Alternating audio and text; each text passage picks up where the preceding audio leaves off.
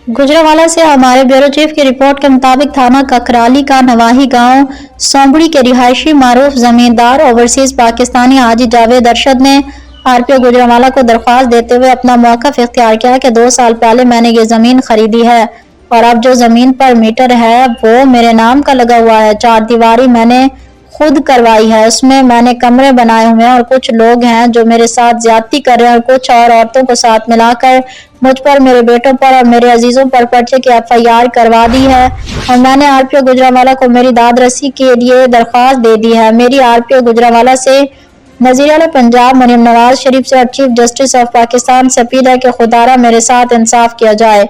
मेरी आला हुकाम से अपील है कि इसकी मेरिट पर इंक्वायरी की जाए और जो मेरे खिलाफ और मेरे अजीजों के खिलाफ पर्चा दर्ज हुआ है उसे खारिज किया जाए और जिन लोगों ने झूठा पर्चा करवाया है उसके खिलाफ भी सख्त कार्रवाई की जाए। देखते हैं इस रिपोर्ट में। बिल्कुल नाजरीन, इस वक्त हम मौजूद है थाना ककराली का नवाही गांव सोंबड़ी में और हमारे साथ हाजी अरशद गुजर मौजूद हैं जो कि अपना जिम्मेदारा करते हैं और सारी जिंदगी इन्होंने मेहनत मजदूरी करके सऊदी अरब से अपने बाल बच्चों का पेट पाला है और इन्होंने ये ज़मीन का टोटा खरीदा है और कुछ शरारती लोग हैं जो इन्हें परेशान कर रहे हैं और इनके खिलाफ झूठे पर्चे करवा रहे हैं। इनसे पूछते हैं कि असल हकायक है क्या। अस्सलाम वालेकुम। वालेकुम सलाम जी सर, पूरा नाम की थोड़ा? मेरा नाम जावेद अरशद।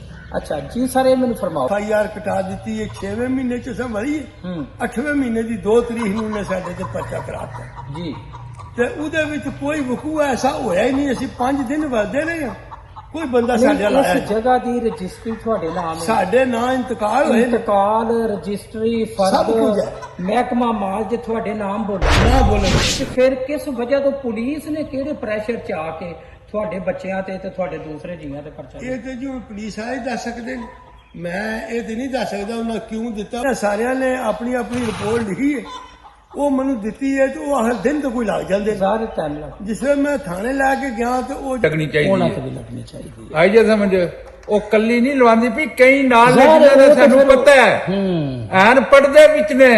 ਉਹ ਮਤ ਸਮਝਣ ਕਿ ਉਹ ਪਰਦੇ ਚ ਨੇ, ਸਾਨੂੰ ਸਭ ਪਤਾ ਕੌਣ ਕਰਾ ਰਿਹਾ, ਕੀ ਹੋ ਰਿਹਾ, ਕੀ ਨਹੀਂ। ਸਾਡੇ ਕੋਲ ਸਾਰੀਆਂ ਰਿਪੋਰਟਾਂ ਨੇ, ਬਾਕੀ ਅੱਲਾ ਬਿਹਤਰ ਕਰੇਗਾ, ਕੋਈ ਐਸੀ ਗੱਲ ਨਹੀਂ ਹੈ। ਤੁਹਾਡਾ ਇਹ ਮਤਾਲਬਾ ਹੈ ਕਿ ਜਿਹੜੀ ਬੀਬੀ ਨੇ ਤੁਹਾਡੇ ਤੇ ਪਰਚਾ ਕਰਵਾਇਆ ਜੀ। ਔਰ ਜਿਹੜੇ ਕਰਵਾਉਣ ਦੇ ਵਿੱਚ ਨੇ ਉਹਨਾਂ ਦੇ ਉੱਤੇ FIR ਹੋਣੀ ਚਾਹੀਦੀ। ਜੀ ਹੋਣੀ ਚਾਹੀਦੀ। ਸ਼ੁਕਰੀਆ। अस्सलाम वालेकुम। ਵਾਲੇਕੁਮ ਜੀ ਸਰ, ਕੀ ਨਾਮ ਤੁਹਾਡਾ? ਖੜੇ ਰਹੋ। ਇਕਬਾਲ। ਅੱਛਾ, ਕੀ ਤੁਸੀਂ ਭਾਈਜਾਨ ਕਹਿਣਾ ਚਾਹੁੰਦੇ ਹੋ? ਅਸੀਂ ਇਹੀ ਕਹਿਣਾ ਚਾਹੁੰਦੇ ਹਾਂ, ਜ਼ਮੀਨ ਇਹਨੂੰ ਮਿਲੀ ਹੈ ਤੇ ਲਈ ਇਹਨੇ ਮੁੱਲ ਤੇ ਇਹਦੇ ਤੇ ਕੋਈ ਜ਼ਮੀਨ ਦਾ ਕੋਈ ਨਹੀਂ, ਝਗੜਾ ਵੀ ਕੋਈ ਨਹੀਂ ਹੋਇਆ, ਬਿਲਕੁਲ ਹੀ। ਸਿਰਫ ਇਹ ਸ਼ਰੀਫ ਆਦਮੀ ਨੇ ਇਹਨਾਂ ਨੂੰ ਪਰੇਸ਼ਾਨ ਕੀਤਾ। ਇਤਨੀ ਗੱਲ ਹੈ, ਪਰੇਸ਼ਾਨੀ ਕਰਨਾ ਹੀ ਨੇ, ਹੋਰ ਕੱਖ ਵੀ ਨਹੀਂ ਕਰ ਸਕਦੇ। ਜੀ ਭਾਈ, ਮੇਰਾ ਨਾਮ ਉਮਰ ਜਵੇਦ। ਉੱਚੀ ਬੋਲ। ਤੇ ਇਹ ਜ਼ਮੀਨ ਅਸੀਂ ਖਰੀਦੀ ਹੈ ਖੁਦ, ਤੇ ਹਾਲਾਂਕਿ ਉਹ ਸਾਨੂੰ ਜਿਸ ਟਾਈਮ ਖਰੀਦੀ ਉਹ ਸਾਡੇ ਨਾਲ ਹੈ ਸੀ। ਸਾਨੂੰ ਖਰੀਦਦਾਰ ਉਹਨਾਂ ਸੌਦਾ ਉਹਨਾਂ ਕਰਾਇਆ, ਸਭ ਕੁਝ ਕੀਤਾ ਨੇ। ਬਾਅਦ ਵਿੱਚ ਆਲੇ ਦੁਆਲੇ ਵਾਲੇ ਸਮਝਦੇ ਜੇ ਕਿ ਕਿਸੇ ਸ਼ੈਤਾਨ ਬੰਦੇ ਸ਼ੈਤਾਨ ਬੰਦੇ ਦੇ ਹੱਥੇ ਜਿਹੜੇ ਨੇ ਉਹਨਾਂ ਸ਼ੈਤਾਨ ਪੂਣਾ ਕੀਤਾ ਤੇ ਲਿਹਾਜ਼ਾ ਸਾਡੀ ਮਰੀਮ ਨਵਾਜ਼ ਸਾਹਿਬ ਅੱਗੇ ਵੀ ਅਪੀਲ ਹੈ ਕਿ ਸਾਨੂੰ ਇਨਸਾਫ ਦਿੱਤਾ ਜਾਏ। ਅਸੀਂ ਪੈਸੇ ਵੀ ਲਾਣੇ ਆ, ਉਸ ਤੋਂ ਬਾਅਦ ਪਰਚੇ ਵੀ ਚੱਲੀਏ। ਤੁਸੀਂ ਜ਼ਮੀਨ ਖਰੀਦੀ ਹੈ, ਅਸੀਂ ਜ਼ਮੀਨ- ਤੁਹਾਡਾ ਕਸੂਰ ਇਹ ਵੇ ਕਿ ਜੇ ਪਰਚਾ ਹੀ ਚੱਲਣਾ ਸੀ ਤੇ ਫਿਰ ਕਬਜ਼ਾ ਹੀ ਕਰ ਲੈਂਦੇ। ਫਿਰ ਕਬਜ਼ਾ ਹੀ ਕਰ ਲੈਂਦੇ। ਅਸੀਂ ਬੜੇ ਆਰਾਮ ਸਕੂਨ ਨਾਲ 5 ਤੋਂ 6 ਦਿਨ ਅਸੀਂ ਇੱਥੇ ਕੰਮ ਲੱਗੇ ਨੇ ਬਜ਼ਾਤੇ ਕੋਈ ਬੰਦਾ ਨਹੀਂ ਮੌਕੇ ਤੇ, ਕੋਈ ਬੰਦਾ ਨਹੀਂ ਮੌਕੇ ਤੇ ਹੈ। ਇਹ ਮੇਰਾ ਭਾਈ ਹੈ, ਇਹ ਉਸ ਦਿਨ ਸਿਆਲਕੋਟ ਹਾਸੀ ਇੱਥੇ ਮੌਜੂਦ ਹੀ ਨਹੀਂ ਸੀ ਹੈ, ਇਹਨੂੰ ਵੀ ਪਰਚੇ ਦੇ ਦਿੱਤਾ।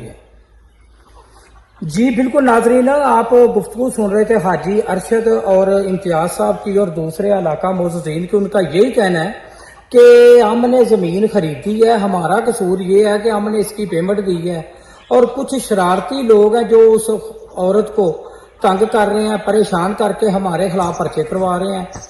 हमारी आरपीओ गुजरांवाला से, वज़ीर आला पंजाब मरियम नवाज शरीफ से, चीफ जस्टिस पाकिस्तान से, वज़ीर आज़म पाकिस्तान और फील्ड मार्शल सैयद आसम मुनीर से दरखास्त है कि मैंने सारी ज़िंदगी बाहर के ममालिक में मेहनत मजदूरी करके ये ज़मीन का टोटा बनाया और ये शरारती लोग हैं, ये हमें परेशान कर रहे हैं। मेरी यही अपील है कि खुदारा दरखास्त मैंने दे दी है आरपीओ साहब को। यही अपील है कि पर्चे को खारिज करके मुलजमान के खिलाफ ये 82 लगनी चाहिए जिन्होंने झूठा पर्चा करवाया।